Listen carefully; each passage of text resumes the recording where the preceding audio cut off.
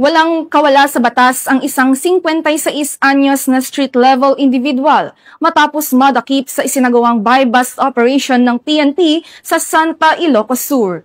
Ang report mula kay Police Corporal J.R. Del Mondo.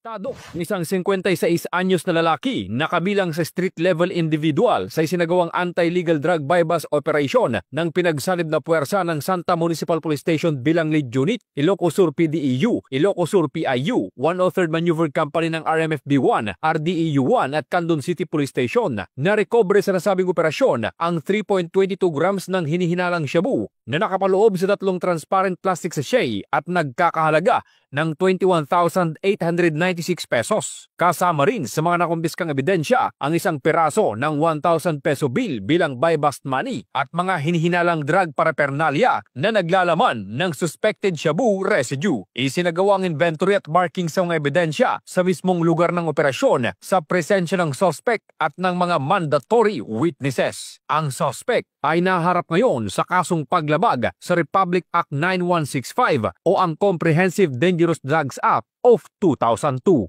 Mula dito sa Ilocos Region, ito ang inyong PNN Correspondent, Police Corporal J.R. Del Mondo, alagad ng batas, tagataguyod ng Balitang Pulis.